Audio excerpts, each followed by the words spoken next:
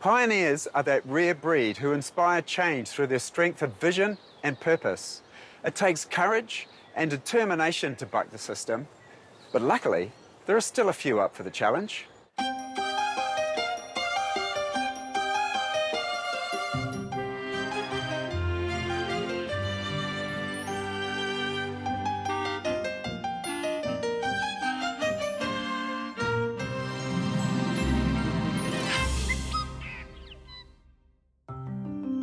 Most of us, if we were going to build a new home, we'd want to build something beautiful. Craig Jarvis is an architectural designer and a man on a mission. I love sustainable buildings, homes that sit in harmony with nature. Craig uses online platforms like TEDx Talks to promote his vision, and he's putting his money where his mouth is with his new build at Taylor's Mistake in Christchurch. He bought the section here in 2009 and put up a small hut to live in, temporarily. Ready? Go.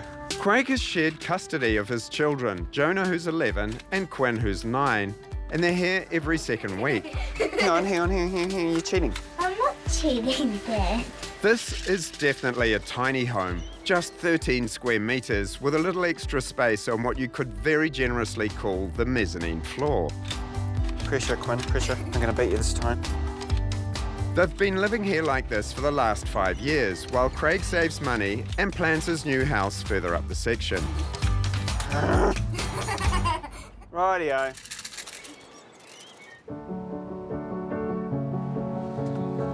I know Christchurch, and I know Taylor's Mistake well.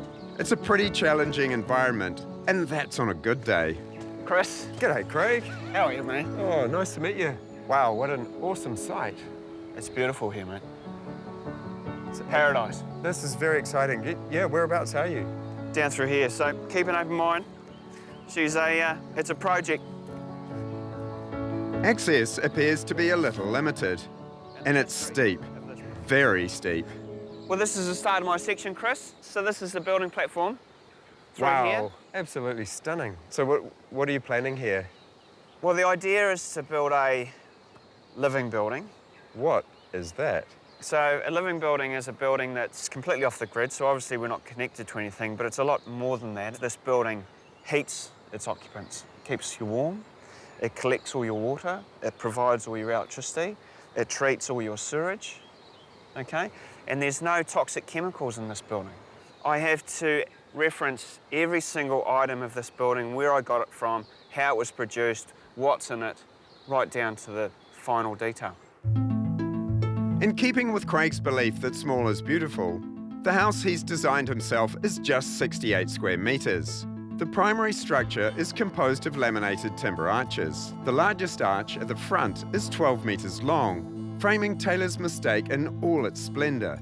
The egg-shaped arch on the northern, sunny side of the house is 4 metres high, pouring light and heat into the living room and onto the rest of the house. The adjacent kitchen features a bench top made from recycled kauri, and Craig is keen to source reclaimed rimu for the floors.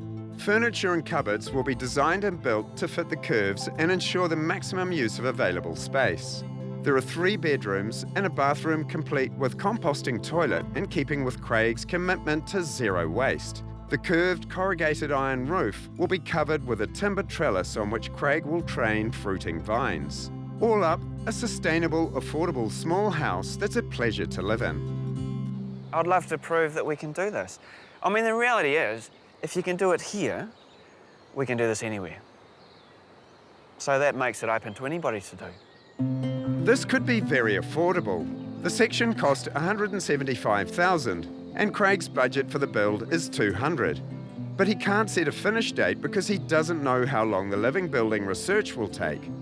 So Craig and the kids could be living in the hut for a fair while yet. This is it, Chris. It's tiny.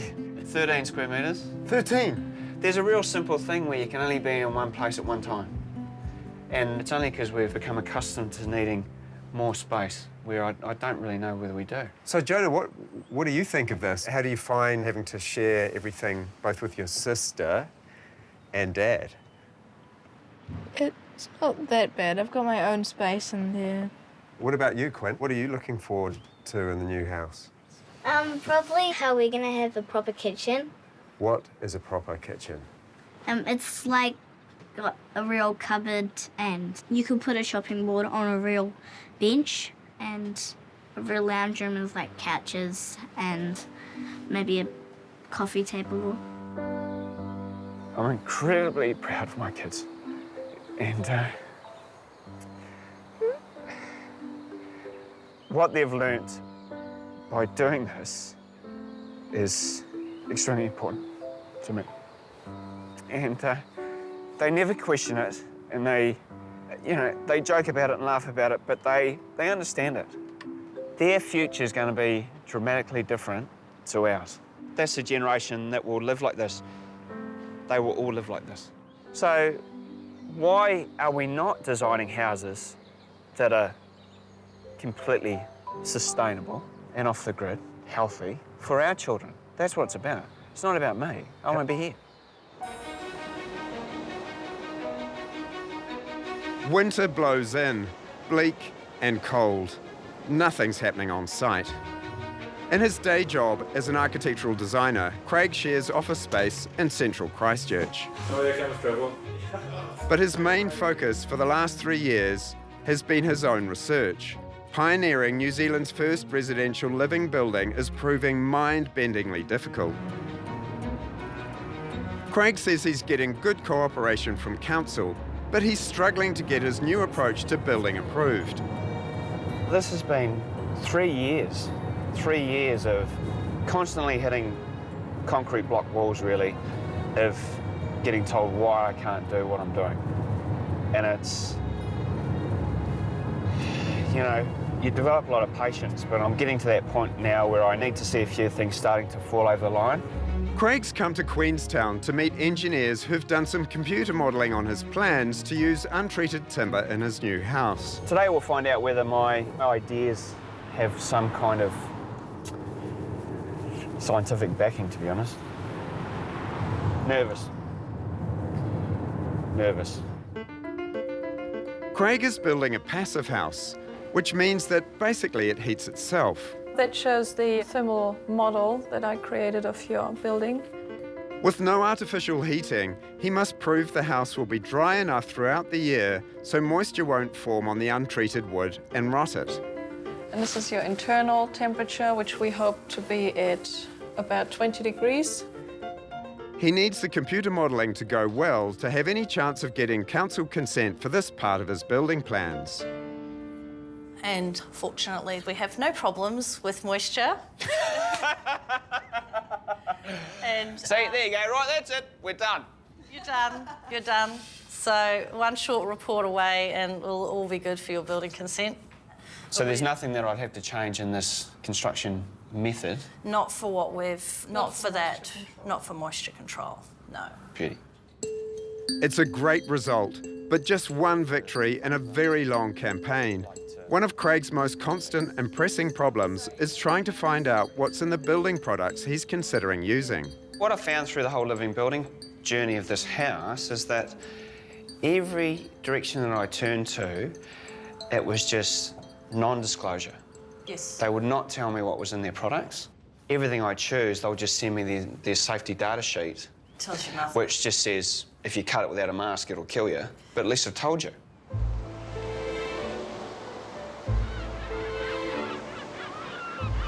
A beautiful spring Saturday morning at Taylor's Mistake.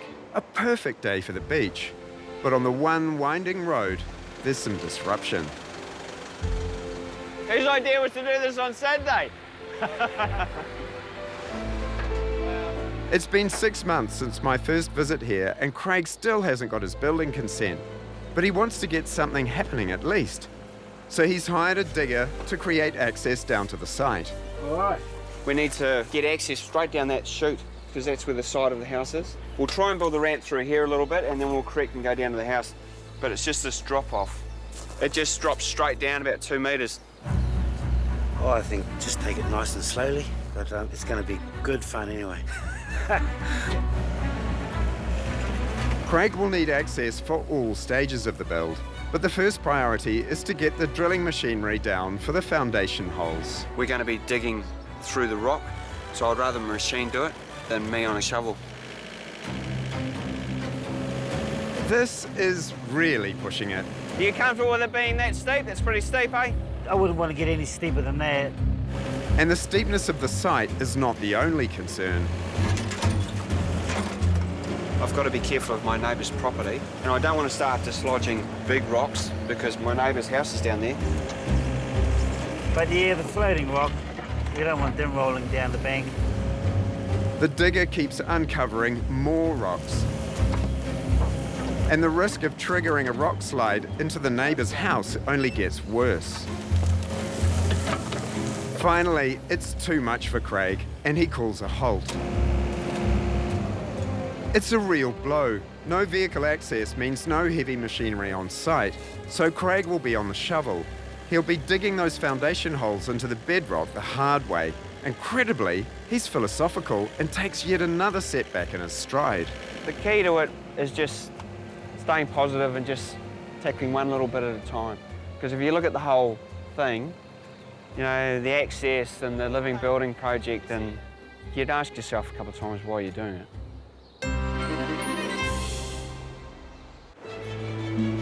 Craig Jarvis is trying to build a house at Taylor's Mistake in Christchurch following the ultra-green criteria of the International Living Building Challenge. He can't use anything containing toxic materials and must fully document everything he does. One thing that will help is sourcing untreated recycled timber. Craig gets a tip about an earthquake-damaged hall about to be demolished. It's got a remove floor that could be rescued, if he's quick. There's some nice wood there. Yeah, it certainly wouldn't have been treated with anything. This is just a New Zealand native timber floor, and that's the cool thing about it. I mean, we can't just throw that in the tip. It's all right. With the demolition of the hall impending, Craig wastes no time, and a few days later, he's back sanding the remove that will eventually become his floor. No one else had the time to get in here and take this floor away, so it was just going to get smashed up. So I'm stoked. It's a lot of sanding though. Long runs up and down, up and down. I thought it would be easy, but the coating on top of this was just rock hard. And Craig still has to remove the flooring without causing any damage and without any experience. I've never actually cut a floor up like this before, but until you have a go, you just don't know.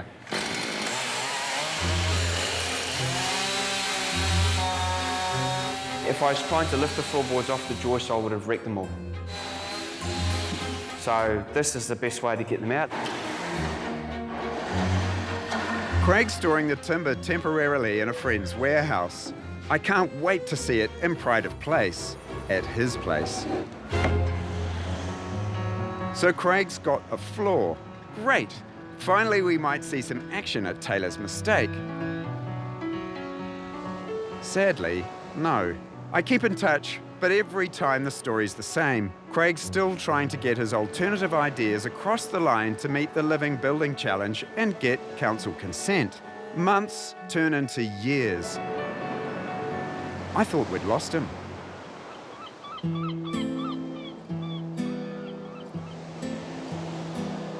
Then, 4 years later, Craig calls me with an update. He's abandoned the Living Building Challenge. Turns out, it was unsustainable. What I realised is that Living Building Challenge is not about getting a certificate at the end. It's about learning to ask the question. Certification is massive. It adds another layer of complexity and work that I just don't have the energy to do. I don't need a certificate to prove that I know I'm doing the right thing. But the principles that underpin your thinking are exactly the same. Yeah, absolutely. The intention of the Living Building Challenge is fantastic. Personally, I think it's enough to believe in what the intention is and then try and incorporate it in your own projects. If you do that, I think you're miles ahead of anything else that's happening. Craig is still building an off-grid house with non-toxic materials. The design hasn't changed, and neither has his conviction that this is the future. If I get enough people to change what they're going to build their homes out of, then we won't go back. And I won't go back anyway. Too late for that. Exciting times ahead then. Absolutely. Of course, talk is cheap. I need action, and Craig doesn't let me down. A month later, I get another call. Come and see us. We're clearing the building site. We're putting up string lines. It's all on. Jonah's now 15, Quinn is 13, and they're still living every second week in the 13-metre hut with their dad. But they are, finally, building their own house. So what we have to do is measure 3 metres down here, 4 metres across that line, and then the diagonal will be 5 metres. What? There you go, right there. That's why you guys go to school. First impressions after 4 years? Well, still no vehicle access. Clearly, that's never going to happen. A lot of the vegetation has gone, but that just emphasises how steep this section is. Nothing is easy around here. G'day, Craig. Oh, you've got the whole tribe here. Oh, this must be the mighty Quinn. My God, you've doubled in height. Yep. And you're Jonah, I'm guessing. Boy. Changed a bit. Just a wee bit. It's been a very long haul, but typically Craig is completely unfazed. Well, the old Chinese proverb is man who finished house die. Love it. And that is true, so I'm quite comfortable with where I'm at. What's the rush? Yeah, exactly. Which raises an interesting question for me, like, how did you get building consent in the end? We haven't got the building consent yet. But that's all right. The building consent process is a negotiation with me and the council, and that's going really well. Incredible. And look at Jonah and Quinn, still following their dad's dream. Patient, considerate teenagers. I wonder if they can be cloned. So guys, how does it feel to actually be on the tools building your own home? Yeah, it's always been something that's just at the back of your mind. Slowly, step by step, we've just been getting closer to this day and this moment where we're just building our house. It's a bit surreal now, actually. Yeah, it is. Now that we're building, it's started, so. Right. But is that kind of just enforced child labour from Dad? I hope it doesn't really appear that way, but parents We do need for the volunteer to future. do it, I suppose. You did volunteer? Yeah. Yeah. Partially. Partially? How are your muscles, guys? I don't think I've done as much work as Jonah and Dad, so I'm okay. Well, now's your chance. Yep, now's my chance. Show us what you're capable of. Come on. Into it. Clearing the site, though, is easy compared to what's coming next. So the reality is I've got 50 holes to dig here, and that's 1 hole a day, 50 days. So that's okay, I'm okay with this. 50 holes in 50 days. 7 weeks then. That was just a tad optimistic. 7 months later, the holes are almost done, and so is Craig. I started with the first hole pretty easily in the first day. Second day I dug 2 holes and couldn't get out of bed for 3 days. So I needed to get some young, strong fellas in to help us out. Well done, mate. University students come to the rescue. These guys have been awesome. They just keep going. Never complain once. This is not easy. So I'm really grateful they're here, because I'd be digging for another 6 months. Jonah is here as a volunteer, volunteered by his father. Can you just help Jesse get all that crap out of the way? My dad's pretty good as a boss, yeah. He's pretty clear with what we have to do and stuff. Anything that's at risk of rolling into a hole, we need to just get out of the way. Offloading all the dirt from the site, down the chute over there. So that's been one of my jobs, and then odd jobs around the site that pop up. Wicked. Jonah, you want to fold up that lead, please? You're never waiting around for something to do, you're always doing something. Yeah, it's hard work when you can't get machinery on site. It's pretty hard doing it all, but I'm building my own house, so that's pretty cool. Yep, pretty cool, but pretty hard on the old fella. Craig's a tough bloke, though, and he and the boys have just smashed out the last of the 50 holes. Well done. Sad times. You'll miss this, won't you? I'll miss it. Well done, mate. Well. Down for a swim, boys. Yeah, I think we might, hey.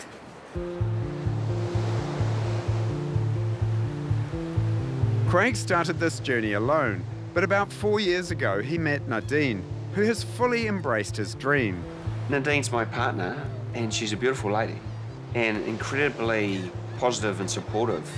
I think you'd struggle to pull off a project like this unless you've got some sort of emotional support in the background. Everybody needs that. You know, with everything going on, it's incredibly important for me to find a quiet place, you know, to reflect on what I'm doing and why. These waves would be okay for me. Yeah. You get to walk along the beach and enjoy it, and you just become so grateful. Then digging a few holes, who cares? Yeah. His kindness and love that I've seen that he has for his children and his family and why he's here, why he's living like he is. I thought I wanted in on that, definitely. And just his patience to really push through and do what he's doing. Yeah, and the love for what he's doing. And that's what he gives me. It's often said that love conquers all, but I wonder if whoever came up with that had ever built their own home. For Craig and Nadine, the tough physical and mental road ahead will surely test the strongest heart.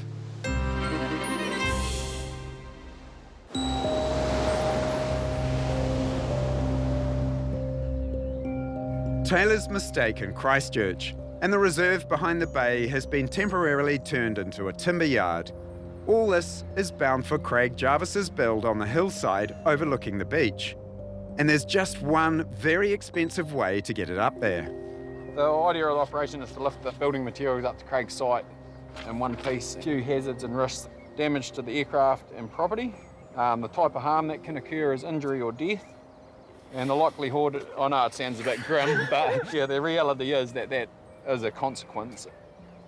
Big exercise, big exercise. These poles, which are extremely heavy, so we're at the limit of what the helicopter can carry.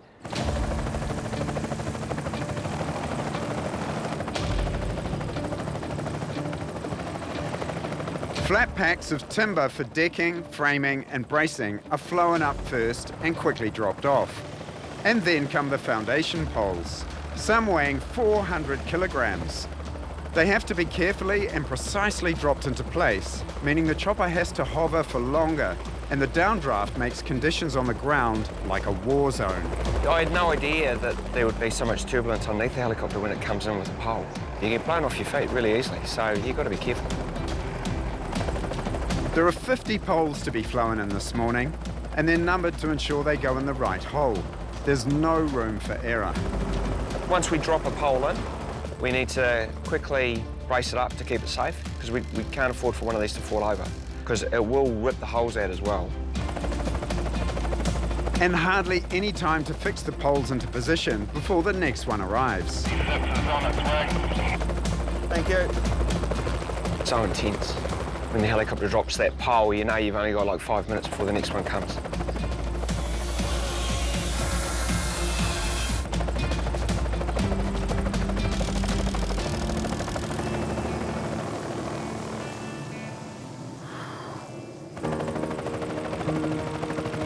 When the last pole is finally in place, Craig is feeling elated, exhausted, and a little sick. There was a few times where I actually felt like throwing up on one of the holes, to be honest. To see the last pole go on the ground is quite overwhelming for me. We've spent the best part of 7 months digging this place out, you know, and everybody's buggered. We need to get ready for concrete, and we've got a very short window of fine weather.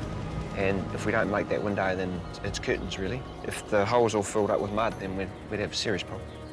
So we're racing against time and weather, so the next few days are going to be really big. The weather holds, and the team gets all the preparation work done.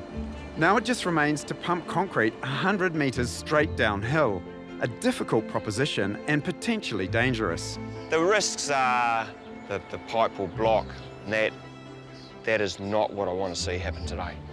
Basically, when we're pumping downhill with stones in the concrete, take off quickly down the hill and create a ball and then block. Every pump is nightmare, basically. It's coming now.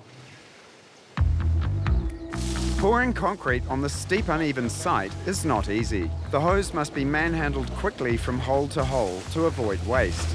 Go, Jonah, go. The pour gets off to a great start, but then there's a problem. Oh, it's blocked. Concrete's going off in the hose. It's just dry and it's getting stuck, which is a real pain.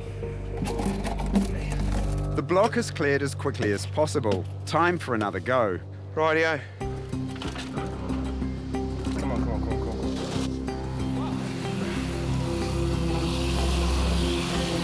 Where you want to go now? Why are we stopping? Block again. It's blocked.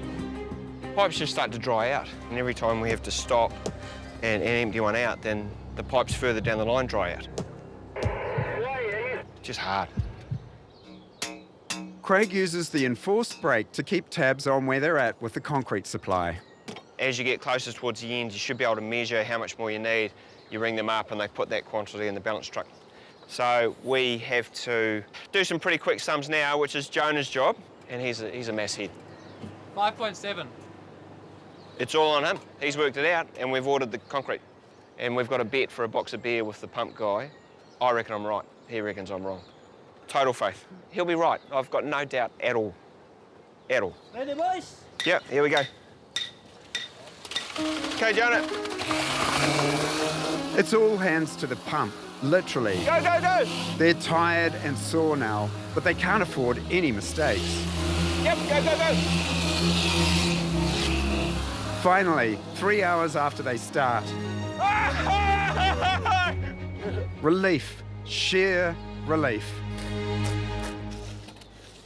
I thought we were going to be short, but it turned out we had just enough. It's perfect. Got for Dad a box of beers, so done a good job there, eh? Tomorrow I'll just go sit in the office and design something and make a coffee and really enjoy that, eh? I'll never, ever complain about that ever again after this.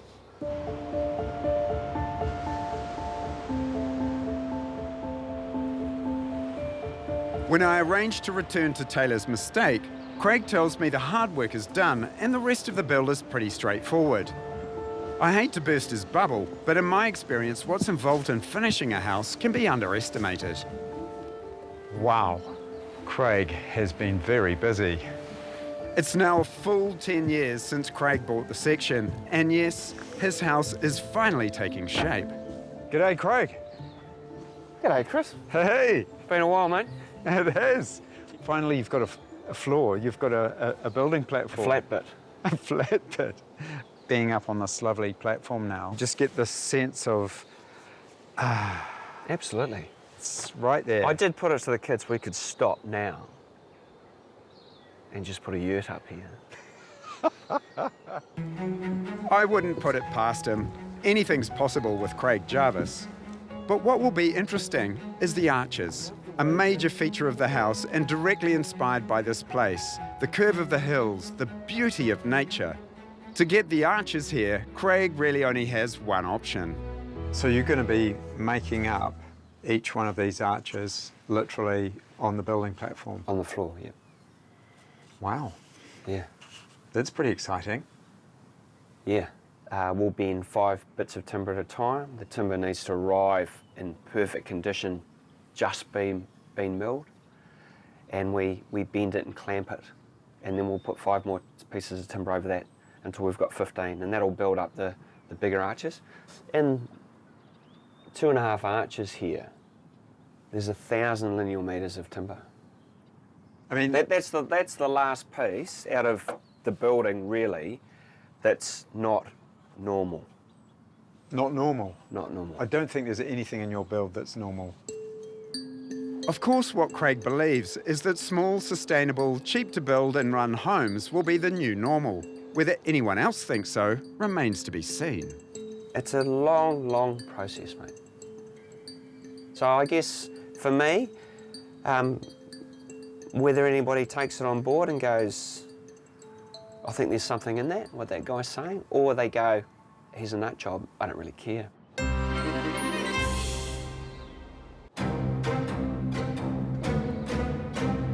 Craig Jarvis at Taylor's Mistake in Christchurch, the next stage of the build is another leap into the unknown. He's building huge laminated timber arches by hand on site because they're too long and too heavy to get here any other way. We've got 30 minutes to get the glue on and get it positioned in place and clamped before it starts to set. You reckon we could do it? Absolutely. The arch construction was in jeopardy for some time because Craig couldn't source any non-toxic glue or even find out from the manufacturers what was actually in their products. Finally, he found what he needed in Germany, but there was considerable delay while it was imported. This is the best non-toxic glue I could find. Right. Craig and his team made the 12-metre-long arch in the front of the house in 4 days. Now we're working on the arch at the back. There are more than 40 individual pieces of naturally resilient Douglas fir in this arch, and each piece of wood has to be glued, bent and clamped into place before the glue starts to set. Ooh, so many clamps, so much tightening, a surefire recipe for RSI. It's just patience and patience and patience. Yeah. And piece by piece by piece. When we finish one layer, there's always another one. Glue, bend, clamp. Glue, bend, clamp. Repeat till exhausted. Yeah, it's hard yakka, isn't it? It is, it really is. Lovely result, though. What a beautiful curve. Utterly wicked. I mean, it's a big boat building project. What were you thinking, Craig? Are you building the ark? Is that why it's taking so long? No, I'm much more positive than that. I do take my hat off to Craig. He is positively positive, but he's going to need all that and more for the next stage. A miserable May morning, cold and windy and wet. Hardly ideal for hauling heavy lengths of wood down a steep and slippery slope to Craig's building site, or for standing up his precious handmade arches. Looking pretty serious today, Craig. No, the arches go up today, mate. Wow. Wow. Big day. How are you going to do that today? There's no other way of doing it apart from just lifting them. I've looked at getting a little crane in here. You can get a little spider crane which has tracks. Have you seen those? Oh, yeah, yeah. And but we can't actually get it here. So, look, they've just got to be lifted, and that is the reality. The students who tirelessly dug all the foundation holes are back for more punishment. There's a fair element of risk today that has to be carefully managed. We'll lift to a certain point, then we'll fix it to the floor, have a rest and a reset, and then the last bit will go up. Okay, so if anyone says stop, then you just stop and you hold. 3, 2, 1. First to go up is the 12-metre-long arch for the front, weighing in at about 450 kilos. Hey, just up slowly, guys, because we can't lose it, okay? If the arch goes over, it'll be a hell of a mess. A little bit more. We've got about 300 mil to go. Builders Matt and Mike expertly reposition the adjustable acro prop as the arch steadily rises to its final position. Good work, fellas. All right, that is a sight for sore arms. Look at that. Hey? So finally, first arch is up. You're into the third dimension. How's it feel? Quite overwhelming. 3, 2, 1. Round 2. The back arch, just as heavy, and watch out for those... Fingers. 3, 2, 1. This is a beast. Roof and walls in one go. Boom.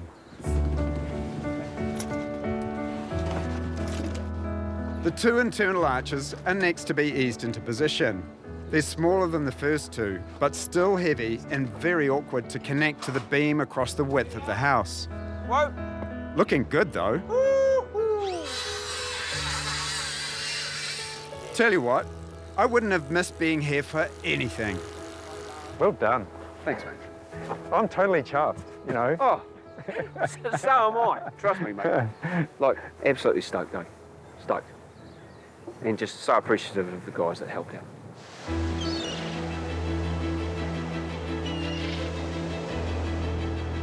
After the first arches went up, Craig only had 2 left to build, but one was 4 metres high, the elliptical or egg-shaped arch on the northern sunny side of the house. Craig is now building largely by himself, although, as they've always done, Jonah and Quinn lend a hand where they can. We've been helping out and working on the house as a family and everything, so it's great to see all the hard work paying off and actually have something here now, rather than just dirt that we had at the start. Learning that my dad just has one crazy idea after another. And somehow my dad just like pulls them through and they just work.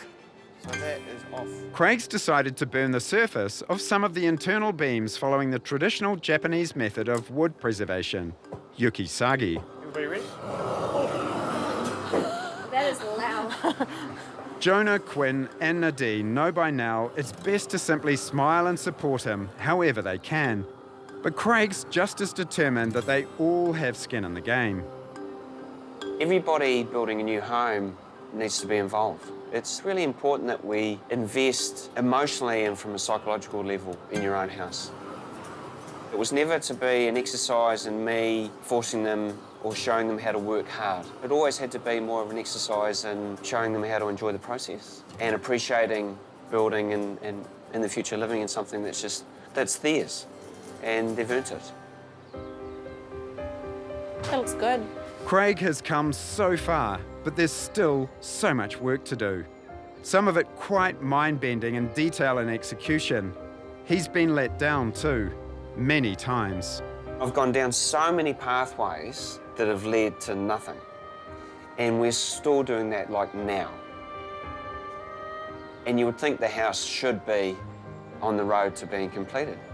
But even now, we're still hitting dead ends after months and months of energy and research. Yeah, and we've got that at the moment with the roof of this place. We had the right product and we had the right firm and it ticked all the boxes, but when it came to actually measuring up and manufacturing it, it got too hard for them. And that's it. So you go, that's it, no roof. So now I've got to find an alternative, different solution. And that's been the ongoing situation from day one. Luckily, I've got the building wrap on that roof that can last for 6 months. Otherwise, I'd have real problems. Yeah, it's the same with the windows, you know. And up till a week ago, we were about to start running the profiles for the windows, and now we're not. So I'm not going to get all bitter and twisted about it or upset about it. That's, in fairness to them, if it doesn't work for them, it's not going to work for anybody else, it's not going to work for me. Craig's a pioneer, so of course, by definition, he's out in front. Often a lonely and frustrating place to be. He has to believe the finish line is in sight. I have to hope he catches a few breaks and gets there.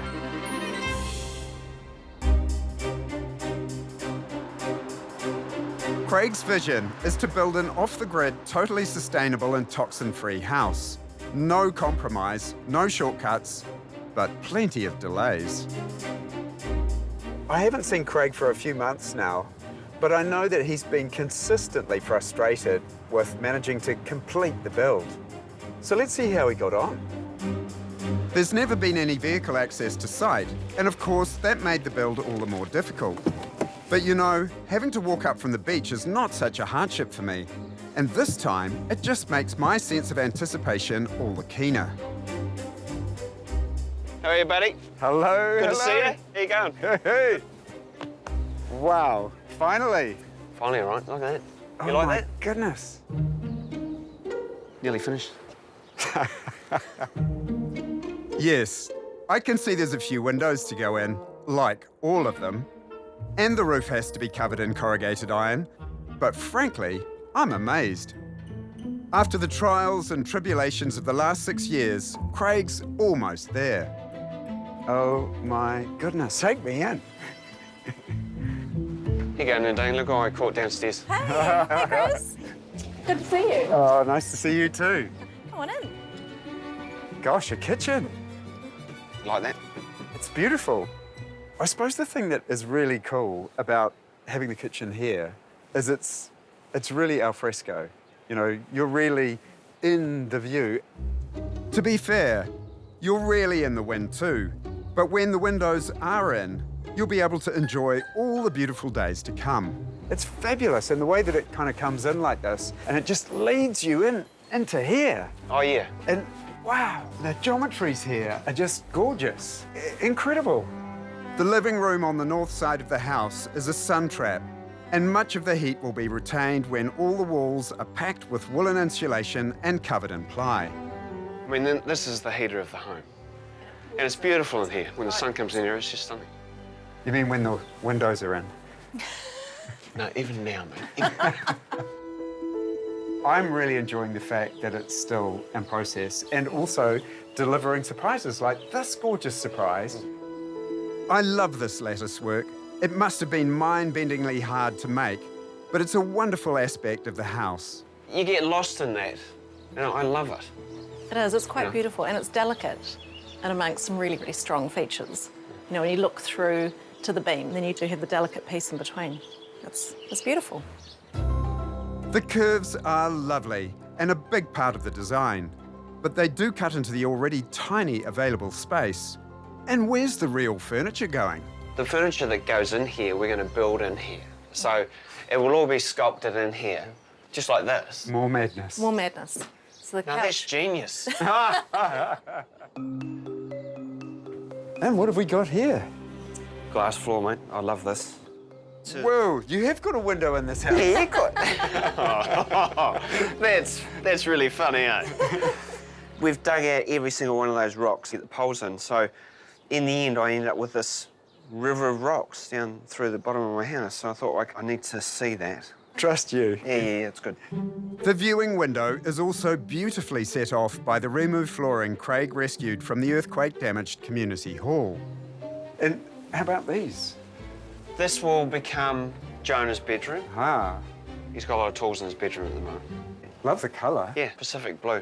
Made from plants. Really? Yeah. Gosh. All the paint on the door is made from plants. Behind the red door is Quinn's bedroom. And, oh dear, Craig's been here as well. And what's this? This is a sliding wall. Every house should have a sliding wall, mate. Oh my goodness, something is finished. This is very zen. So there's no tiling, there's no waterproofing, there's no silicone, there's no toxic materials in there. That's external cladding. Brilliant. That's 100% chemical-free, that room. That's extraordinary. You pretty well cracked it, Craig. So this will become our bedroom. Ah, this is going to be quite something. Massive view, but tiny room. Although the bed will be built into the curve, so no space is lost. You sit down here, come and sit down here. The perfect place for the bed is to be down here. So the view's through the balustrade, which is glass. Every morning, the sun comes up out of the water over there. This is what makes it all worthwhile. You know, just sit here and look at that and just be hellish grateful that we live here, you know? Yeah. And what about the other oh-so-patient members of the household? What are you looking forward to most?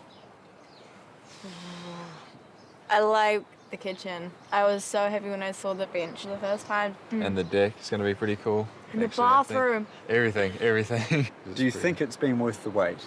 Oh, definitely. It's a pretty incredible thing that he's done here. It's not your average house. It's a bit different. No. Quinn and Jonah expect to be moving into their finished house in just a few months' time. That's what their dad reckons anyway. Let's see. It's been a long time coming, Craig. Yeah, it's been a long time coming. But the point is, we are off the grid. And sitting here in a completely toxin-free environment is quite an extraordinary achievement. How does that feel? Fantastic. It's like I've proven something, maybe to myself, but I've proven something that I can show that means that what I've talked about for so long is actually real. So we have the ability to do this, and we should be doing this all the time. So through this experience, we have all these materials and systems here. You know, the paint and the oils. I mean, this house is like a vegan house. It's all made from plants, and it's completely non-toxic.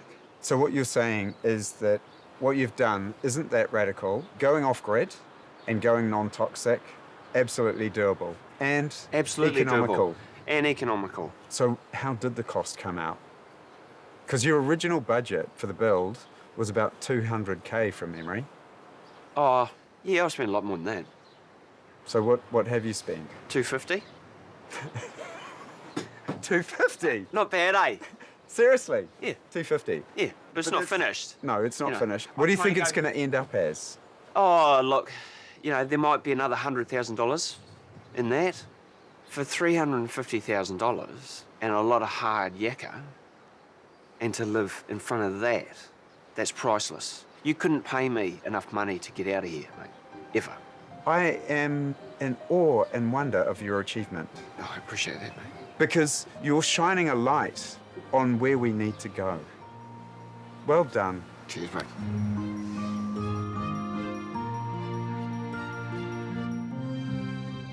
From the outset, Craig's ambition has been a superhuman quest to search for an economic way to build a healthy, ecological, energy-generating home. And his zeal for this quest has become almost religious. He's a true pioneer and an original thinker who's railed against conventional building methods and defied convention. But what he's achieved is incredibly inspiring, even if it's not finished, and we did have to wait 6 years.